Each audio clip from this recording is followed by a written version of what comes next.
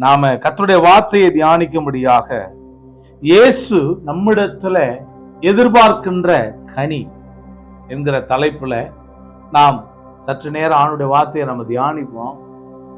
இயேசு நம்மிடத்துல கனியை எதிர்பார்க்கிறார். என்ன எதிர்பார்க்கிறாரு? கனி. நம்முடைய வாழ்க்கை கனி நிறைந்ததாக இருக்க வேண்டும். நம்முடைய வாழ்க்கை தேவன் விரும்பக்கூடிய, அவருடைய பசியை ஆற்றக்கூடியதான கனியை கொடுப்பதாக இருக்க வேண்டும் என்பதை நாம சரியாய் புரிந்து கொள்ள வேண்டும். இயேசு எதிர்பார்க்கின்ற கனி 12வது வசனம், மார்க்கு 11வது அதிகாரம் 12வது வசனத்துல இருந்து நம்ம பார்க்கிறோம். மறுநாளிலே அவர்கள் பெத்தானியாவிலிருந்து புறப்பட்டு வருகையில் அவருக்கு பசி உண்டாயிற்று. இயேசுவுக்கு பசி ஏற்படுகின்றது. பிரயாணத்தின் களைப்பு. அவர் பிரயாணம் செய்து கொண்டே இருக்கிறார். ஆங்காங்கே போகும்போதெல்லாம் வியாதியஸ்தர்களை சுகமாக்கி, குருடர்களுக்கு பார்வை அளித்து, யாரெல்லாம் சிறுமைப்பட்டவர்களாக இருந்தார்களோ அவர்கள் மேலெல்லாம் மனதுருகி ஆண்டவர் அற்புதங்களை செய்கிறார். வசனத்தை, உவமைகளை அங்கே பிரசங்கிக்கிறார். அப்ப பெத்தானியாவிலிருந்து இயேசு அவர் புறப்பட்டு வரும் பொழுது அவருக்கு பசி ஏற்படுகின்றது. அப்பொழுது இலைகள் உள்ள அத்திமரத்தை தூரத்திலே கண்டு அதுல ஏதாயிலும் அகப்படுமா என்று பார்க்க வந்தார்.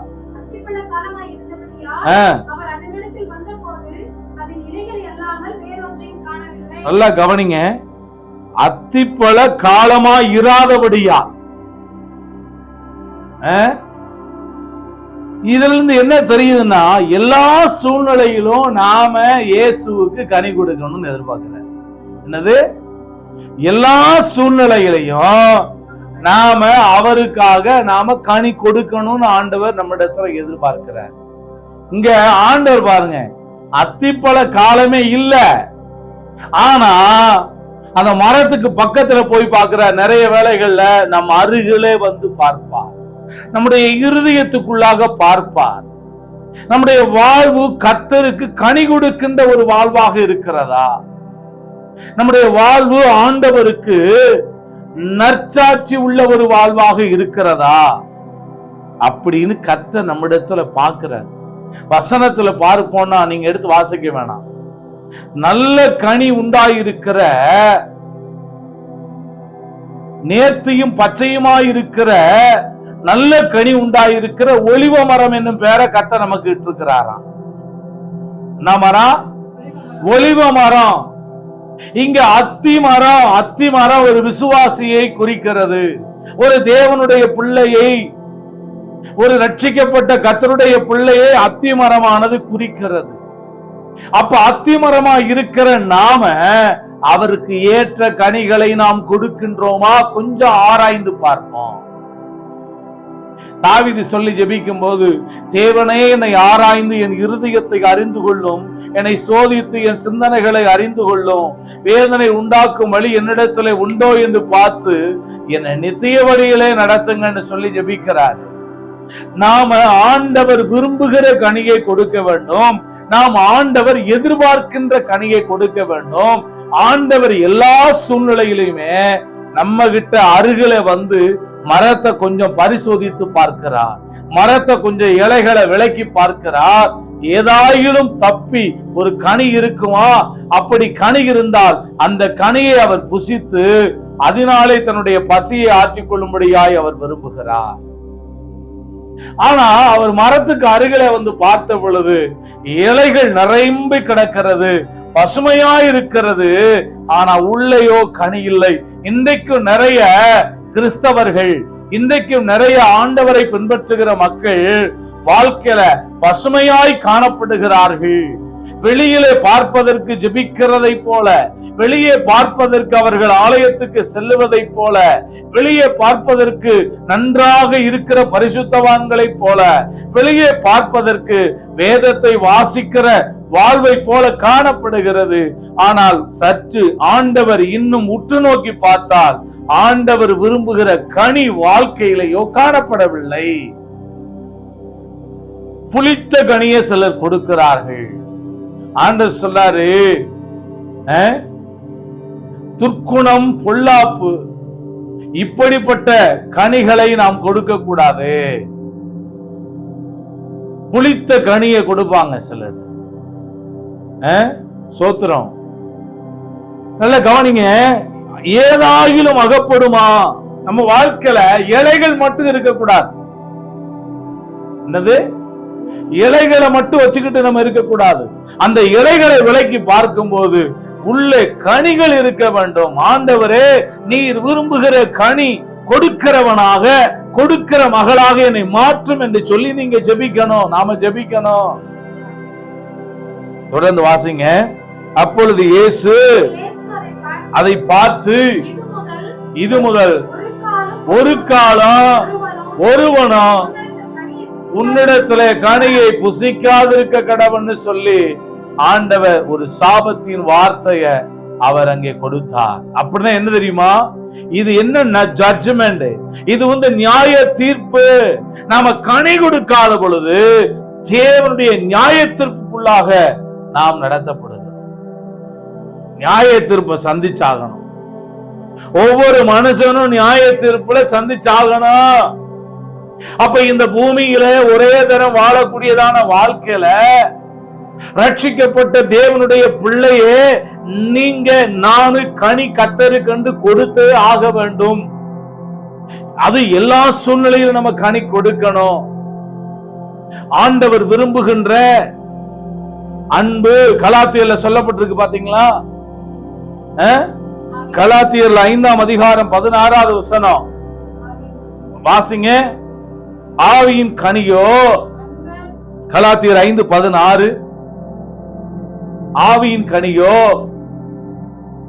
5:16, ஆவியின் கனி நீதியிலும் உண்மையிலும் பரிசுத்தத்திலும் விளங்கும்னு சொல்லி ஒரு வார்த்தை சொல்லப்பட்டிருக்கு. தெரியுதா? ஆவியின் கனியோ அன்பு, சந்தோஷம். எல்லாரும் இது சிறு பிள்ளைகள் கூட சொல்லுவாங்க. ஆவியின் கனி அன்பு. நம்ம கிட்ட என்ன இருக்குன்னா அன்பு. எல்லாம் கவனிங்க. ஆவியின் கனியோ அன்பு, சந்தோஷம் இருக்கா? அடிக்கடி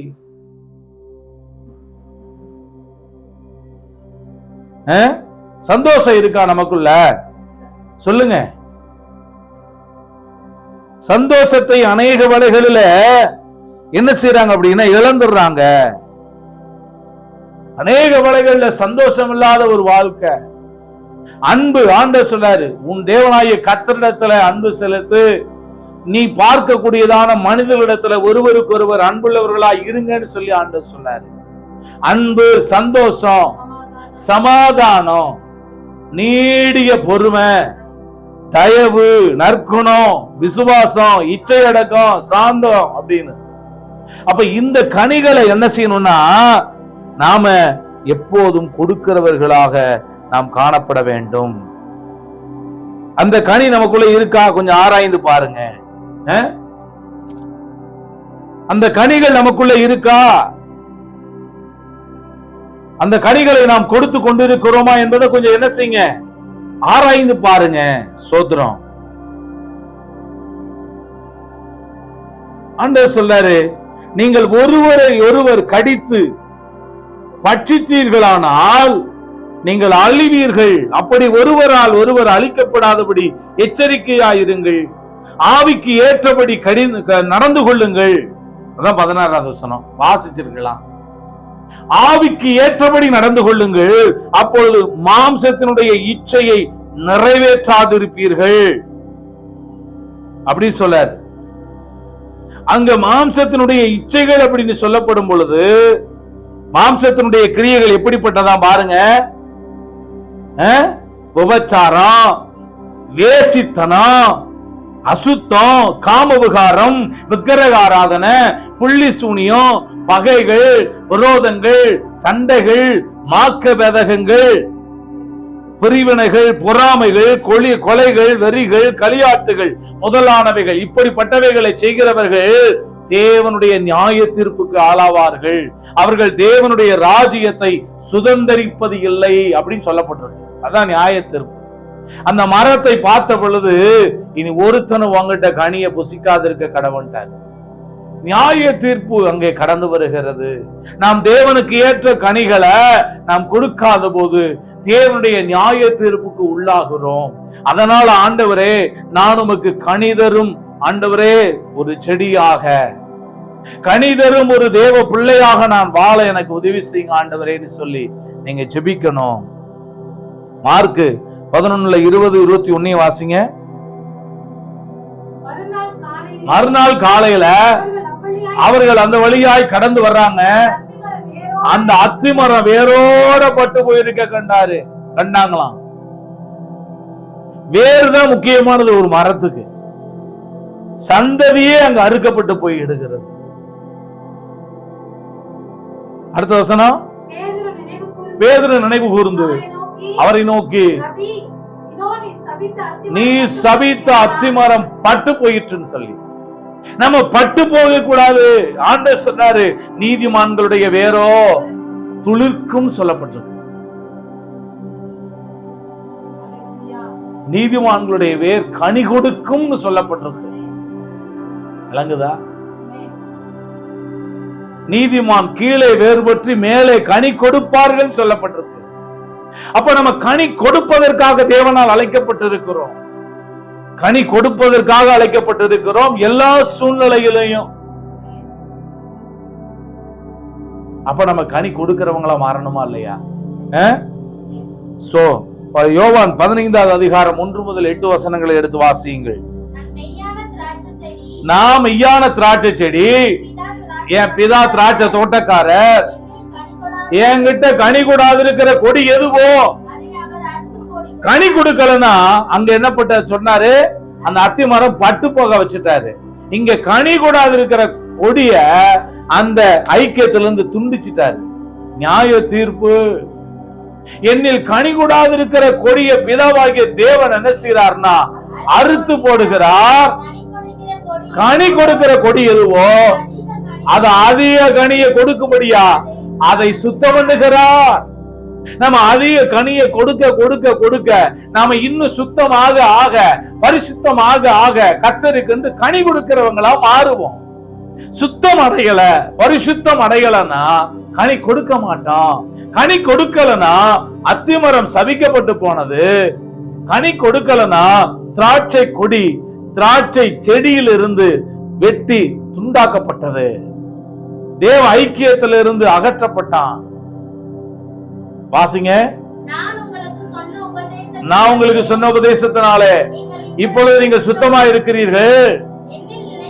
என்கிட்ட அப்ப கனி கொடுக்கணும்னா என்ன செய்யணும்னா ஆண்டவருடைய உறவுல அவரோடு கூட நாம என்ன செய்யணும் அப்படின்னா தரித்திருக்கணும், நிலைத்திருக்கணும். நானும் உங்கள நிலைத்திருப்பேன். கொடியானது, கவனிங்க, கொடியானது திராட்சை செடியிலே நிலைத்திராவிட்டால் திராட்சை செடி யாரு அப்படின்னா ஆண்டவர் இயேசு கிறிஸ்து. அந்த திராட்சை செடியோடு கூட இணைக்கப்பட்டிருக்கிற கொடிகள் தான் யாரு? நாம. அப்ப கொடியா இருக்கிற நீங்க பூத்து நீங்கள் பூக்க வேண்டும், நீங்கள் காய்த்து நீங்கள் கனி கொடுக்க வேண்டும். வசனம் சொல்லுகிறது, யாக்கோபு வேர் பற்றி இஸ்ரவேல் பூத்து காய்த்து உலகத்தை பலனால் நிரப்பும் காலம் வரும். நீங்க பூக்கணும், காய்க்கணும், கனி கொடுக்கணும். இதுதான் தேவ திட்டம். ஆசிப்பா, என்கிட்ட அந்த செடி அந்த கொடியானது நிலைச்சு இல்லைன்னா அது தானாய் கனி கொடுக்க மாட்டாதது போல நீங்களும் என்னிலே நிலைத்திராவிட்டால் கனி கொடுக்க மாட்டீங்க. என்கிட்ட நீங்க நிலைச்சிருக்கலன்னா கனி கொடுக்க மாட்டீங்கன்னு சொல்றாரு. வாசிங்க. நானே திராட்சை செடி, நீங்கள் கொடிகள்.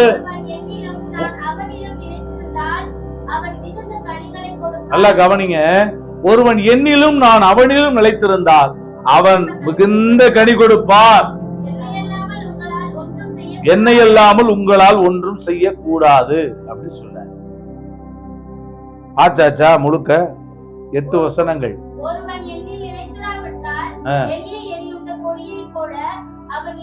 ஒருவன் என்னில் நிலைத்திராவிட்டால் வெளியே எரியுண்ட கொடியை போல அவன் எரிந்து உலர்ந்து போவான்.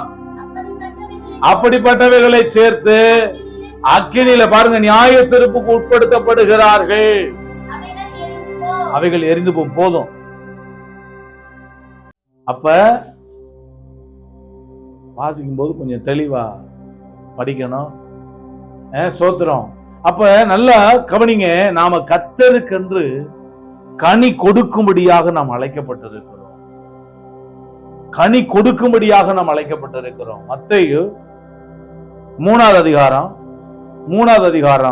8வது வசனமும் 10வது வசனத்தையும் வாசிப்பார். மத்தேயு 3 8வது வசனம் 10வது வசனம். மனந்து ஆண்டவர் சொல்றாரு, மனம் திரும்புதலுக்கு ஏற்ற கனிகளை கொடுங்க. என்னது? ஆமா, மனம் திரும்புதலுக்கு ஏற்ற. யோவான் ஞானஸ்நானம் கொடுக்கிறார். அவரிடத்துல நிறைய பேர் ஞானஸ்நானத்துக்காக வருகிறார்கள். ஆனா எப்படி வர்றாங்கன்னா, இன்னும் அவங்களுக்குள்ள விரியன் பாம்புக்கு ஒத்த விஷம், விரியன் பாம்புக்கு ஒத்த குணங்கள் அவங்களுக்குள்ள இருக்கத்தான் செய்யுது. அதனாலதான் சொன்னாரு, விரியன் பாம்பு குட்டிகளே வருங்கோபத்துக்கு தப்பித்துக் கொள்ள உங்களுக்கு வகை காட்டினவன் யாருன்னு சொல்லி. மனம் திரும்புவதற்கு ஏற்ற கனிகளை கொடுங்க. நல்ல கவனிங்க, இப்பொழுதே கோடாரியானது மரங்களோட வேறருகே வைத்திருக்கிறது. ஆகையால் நல்ல கனி கூடாத மரங்கள் எல்லாம் வெட்டுண்டு அக்கினியிலே போடப்படும். பாருங்க, இயேசு கிறிஸ்து அத்தி மரத்தை பார்த்த பொழுது அதுல இலைகளை தவிர கனி இல்லாததினாலே அதை சபித்தார், அங்கே நியாய தீர்ப்பை செய்தார். அதே போல யோவான் 8ஆம் அதிகாரத்துல பார்த்தோம், திராட்சை செடியோடு இணைக்கப்பட்டதான கொடியானது கனி கொடுக்காத பொழுது அது அந்த திராட்சை செடியிலிருந்து அது வெட்டி தூர எரிந்து போடப்படும், அது அக்கினிக்கு அது இரையாக்கப்படும் என்று சொல்லி அங்கே தேவனுடைய நியாய தீர்ப்பு சொல்லுகிறதை பார்க்கிறோம். அதே மத்தேயு 3ஆம் அதிகாரத்துல இப்பொழுதே கோடாரியானது தேவனுடைய வசனம் என்கிறதான அந்த வார்த்தை தான் கோடாரி. அந்த கோடாரியானது மரத்தினுடைய வேறருகே வைக்கப்பட்டிருக்கிறது. நல்ல கனிகுடாத மரங்கள் எல்லாம், இங்கே மரங்கள் என்று சொல்லப்படுகிறவர்கள் மனிதர்கள், மனுஷ ஆத்துமாக்களை பற்றி சொல்லப்படுகிறது. அப்ப கர்த்தருக்கு ஏற்ற கனிகளை கொடுக்காத போது என்ன செய்யப்படுதா? அது வெட்டுண்டு அது அக்கினிக்கு ஒப்பு கொடுக்கப்படுகிறது. மத்தேயுல 21ஆம் அதிகாரம், மத்தேயுல 21ஆம் அதிகாரத்துல நீங்க வாசிங்க போய் வீட்டுல. கனிகளை தருகிற தேவனுடைய ராஜ்யம் அதற்கு ஏற்ற கனிகளை தருகிற ஜனங்களுக்கு கொடுக்கப்படுமா? தேவனுடைய ராஜ்யம் அதற்கு ஏற்ற கனிகளை தருகிற ஜனங்களுக்கு கொடுக்கப்படும் என்று. அதனால புரிந்து கொள்ளுங்க எனக்கு அருமையானவர்களே, நாம் ஆண்டவருக்கு ஏற்ற கனிகளை கொடுக்கும்படியாய் அழைக்கப்பட்டிருக்கிறோம். உங்க வாழ்க்கையில மாம்சத்தினுடைய கிரியைகளுக்கு இடம் கொடுக்காதீங்க. வசனம் சொல்லுகிறது, மனுஷனுடைய இருதயத்திலிருந்து புறப்பட்டு வருகிறவைகள் தான் மனுஷனை தீட்டுப்படுத்தும் என்று சொல்லி. ஏன்னா இருதயத்துக்குள்ள இருந்துதான் மாம்சத்தினுடைய கனிகள் வெளிப்படுகிறது. அங்கிருந்து பொல்லாத சிந்தனைகள், உபச்சாரங்கள், உள்ளத்திலிருந்து பொறாமைகள், களவுகள், வன்கண்கள், தூசணங்கள் இதெல்லாம் புறப்பட்டு வந்து மனுஷனை தீட்டுப்படுத்துதான். ஆனா ஆண்டவர் இந்த 9 கனிகளுக்குள்ளாக எல்லாத்தையும் வச்சுட்டார். அன்பு, சந்தோஷம், சமாதானம், நீடிய பொறுமை, தயவு, நற்குண, சாந்த, விசுவாசம், இச்சை அடக்கம், இதுக்குள்ள எல்லா ஆசீர்வாதங்களையும் வைத்து விட்டார். ஆகவே ஆண்டவர் இன்றைக்கு நம்மை சுற்றி ஆண்டவர் வேலி அடைத்து நமக்கு ஏற்ற வசனம் என்கிறதான உரத்தை ஆண்டவர் போட்டு ஒவ்வொரு நாளும் அந்த மரத்தை சுத்தி போட்டு கொத்தி அத களைகளை எல்லாம் எடுத்து விட்டு அடிக்கடி என்ன செய்யறாரு? தண்ணீர் பாய்ச்சுகிறார். நாம கனிகளை கொடுப்பதற்காக. கர்த்தராகிய நான் அதை காப்பாற்றி அடிக்கடி அதற்கு தண்ணீர் பாய்ச்சி ஒருவரும் சேதப்படுத்தாதபடி அதை இரவு மகளும் காத்துக்கொள்வேன். ஏன் சொல்றாருன்னா, நாம கனி கொடுப்பதற்காகத்தான். ஆகவே கர்த்தருக்கென்று நாம் கனி கொடுப்பதற்காக அழைக்கப்பட்டோம், கனி கொடுப்பதற்காகவே தெரிந்து கொள்ளப்பட்டோம். ஆக எந்த சூழ்நிலையிலும் நாம் கர்த்தருக்கு ஏற்ற கனிகளை, மனம் திரும்புதலுக்கு ஏற்ற கனிகளை, ஆவியின் கனிகளை நாம் கொடுக்கிறவர்களாக நாம் இருப்போம். அப்பொழுது தேவனுடைய விலையேறப்பட்ட ஆண்டவர் நமக்கென்று ஆயத்தப்படுத்தி வைத்திருக்கிற அந்த உன்னத பலனை, தேவனுடைய நித்திய ராஜ்யத்தின் பலனை, தேவனுடைய ராஜ்யத்தினுடைய பலனை நம்ம பெற்று அனுபவிப்போம். கர்த்தர் நம்மை ஆசீர்வதிப்பார். இந்த வசனங்களின்படி தேவனுடைய வாழ்வை ஆசீர்வாதமாய் நடத்துவாராக. ஆமென்.